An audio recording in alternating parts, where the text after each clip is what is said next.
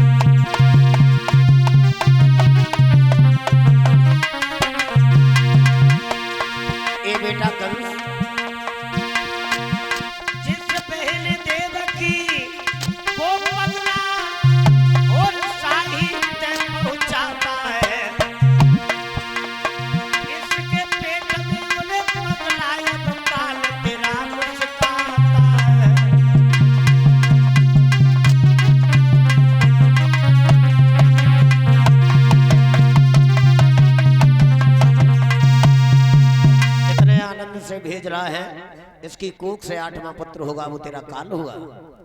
कंस ने इतने शब्द सुनने के बाद देर ना की और देवकी के केस पकड़ के रस से नीचे किया। जवाब दिया, आकाशवाणी देवताओं तुम्हारी झूठ करूंगा, मैं बहन को नहीं रखूंगा, न रहेगा बांस न बजेगी। बहन को मारने चला है तो वसुदेव ने हाथ जोड़े और यमुना की कसम खा के वादा किया, जो भी पुत्र पैदा होगा मैं तुम्हें भेंट कर दूंगा। इस शर्त के अनुसार कंस ने बहन को जिंदगी का दान दिया और कंस ये कहने लगा, आप बटेश्वर नहीं जाएंगे। अब हाथों में हथकड़ी, पैरों में बेड़ी डलवा करके कारागार में डाल दिया। रोटी के टुकड़े पानी में गला करके सड़े हुए टुकड़े खाने को देता है।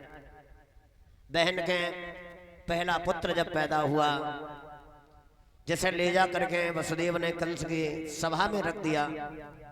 जवाब दिया, बहन की पहली निशानी है। कंस सोचने लगा, हमारा 8वां काल है, निर्दोष नहीं मारेंगे। कंस ने बालक छोड़ दिया। दरबार में खुशी मना रहा है। अकस्मात नारद आ गए। नारद सोचने लगे, ऐसे ही लड़कों को छोड़ेगा तो भगवान को आने में बड़ी देर हो जाएगी। नारद ने कमल का फूल ले जा करके कंस को उल्टा ज्ञान पढ़ा दिया और ये कहा, इस फूल की पंखुड़ी 8 है, एक एक पंखुड़ी छोड़ करके गिनो, हर पंखुड़ी 8वीं है। कंस ने जरा देर ना की, देवकी का प्रथम पुत्र चट्टान से पटक करके मार दिया। कितने बालक मारे कंस ने? 6 बालक मार दिए। 7वें गर्भ का नंबर है। वैसे हमने सुना है, कथावाचक लोग भी कहते हैं कि भगवान ने अपनी योग माया से गर्भ खींच के रोहिणी के गर्भ में प्रवेश कर दिया। मगर आप लोगों ने कभी ये नहीं सोचा होगा कि रोहिणी पत्नी किसकी है? वसुदेव की। देवकी की सगी बहन है रोहिणी। और जिस पत्नी का पति जेल में बंद हो और पत्नी के पुत्र पैदा हो तो समाज के लिए बहुत बड़ा कलंक है। भगवान का अवतार धर्म बढ़ाने को हुआ है, अधर्म के लिए नहीं। 7वें गर्भ का नंबर था, तब पुष्कर में कुंभ पड़ा है राजस्थान में। वसुदेव ने आज्ञा मांगी, कंस ने वसुदेव को जेल से निकाल दिया। यमुना के किनारे किनारे जा रहे थे। रोहिणी गोकुल में मैया यशोदा बाबा के नंद के घर में समय काट रही है। रोहिणी को पता चला कि हमारे पति पुष्कर में गए, 1 महीना का मेला है। यशोदा, बाबा नंद, रोहिणी सहित ये तीनों लोग पुष्कर के मेला में संतों के सत्संग में 1 महीना रहे। वहां से रोहिणी गर्भ धारण करती हैं। 7वां गर्भ देवकी का छीड़ हो गया और इधर रोहिणी के पुत्र पैदा हुआ जिसका नाम बलराम रखा गया। अब 8वें गर्भ का नंबर कंस तैयारी पे तैयारी करवा रहा है। एक एक ताले हैं, वहां 2-2 ताले लगवा रहा है। आधी रात का समय, प्रसव की पीड़ा से मां व्याकुल होने लगी और कारागार में देवकी ने रात्रि के समय देखा तो दीवार पे थोड़ा प्रकाश नजर आया। बहन सोचने लगी, हाय हाय, भैया कभी दीपक नहीं जलवाता है, ये प्रकाश कहां से आ रहा है? दोनों भक्त देखने लगे, प्रकाश प्रकाश नहीं रहा बुजुर्गों, भगवान की प्रतिमा बन गई, भगवान की एक मूर्ति बन गई। घुंघराले बाल, कमर में बंसी, सर पे मोर का मुकुट। आवाज आई है कि माँ मैं तेरी गोदी में बालक का रूप लेके आ रहा हूँ और हमें रात और रात कारागार से गोकुल में बाबा नंद के घर भिजवा देना। वसुदेव रोने लगे, भगवान अरे हाथों में हथकड़ी पैरों में बेड़ी, ये हमसे कैसे होगा। भगवान ने कहा इसके लिए चिंता ना करो, एक पल ना हुआ।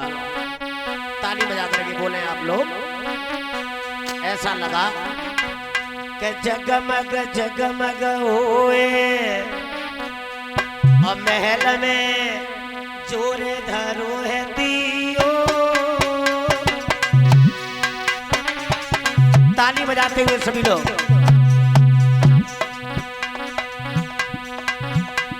और भादों की आधी रात जन्म हरे आठे को लियो भैया।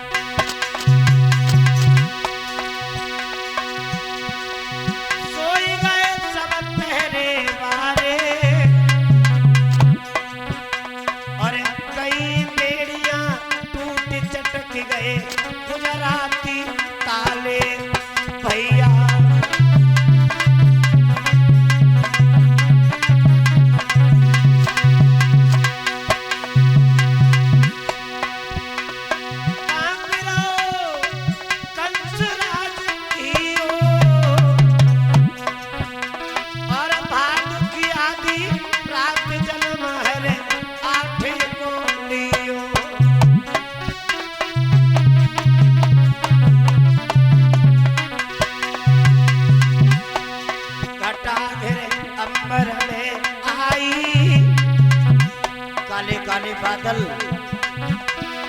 अरे घटा फिर अंबर में आई और झिम झिम बूंदे पड़े हवा चल रही पुरवाई भैया।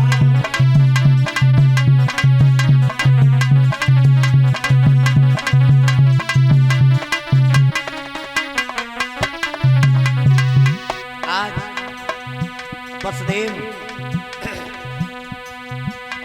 टूटा हुआ सूप पड़ा है उठाया।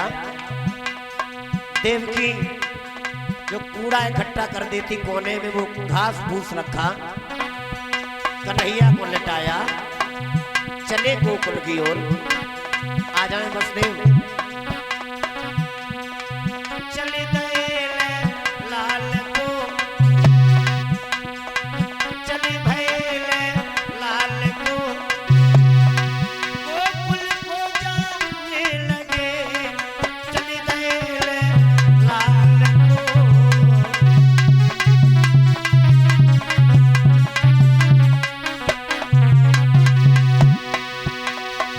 जो कि अंधेरी रातें हैं, काली रात, ताली मन से बजाओ, भगवान का अवतार हो गया है। जो कि अंधेरी रातें हैं,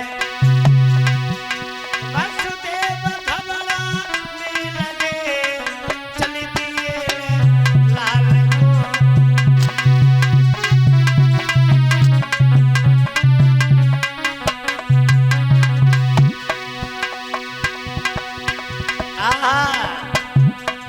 धीरे धीरे यमुना माँ के करीब आए। यमुना मैया बाज है, यमुना मैया बाज है, और बल्लिन मीरा में लगे, चले गए लाल को।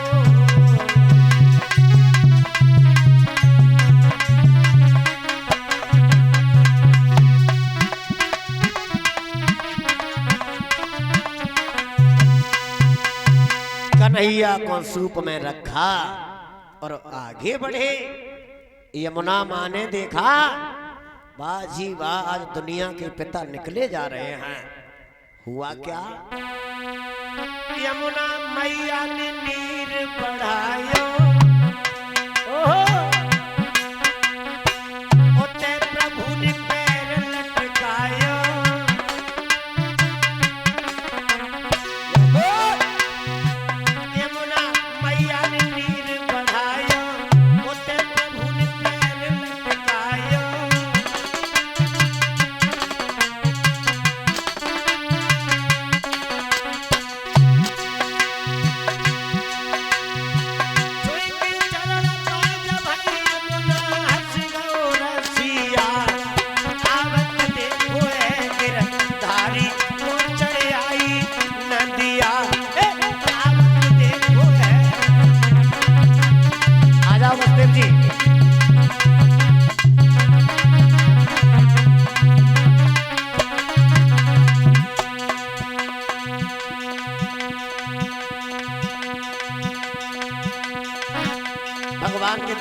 अपनी जगह पे सब लोग करेंगे।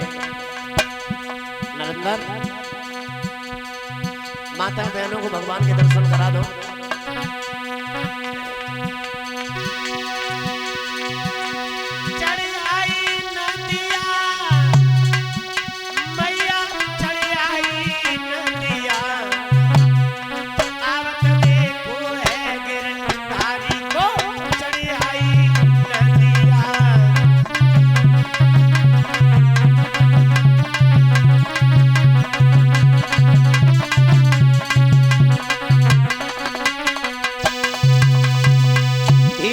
यमुना मैया से पार हुए हैं भगवान। आराम आराम से भगवान के दर्शन करते जाओ। प्रिय भाइयों, गोकुल में माँ यशोदा बाबा नंद के घर में दीपक जल रहा है, दरवाजा खुला है। बारे भगवान की लीला। योग माया पलंग पे मुस्कुरा रही है। कन्हैया को लटा दिया, योग माया को उठा लिया,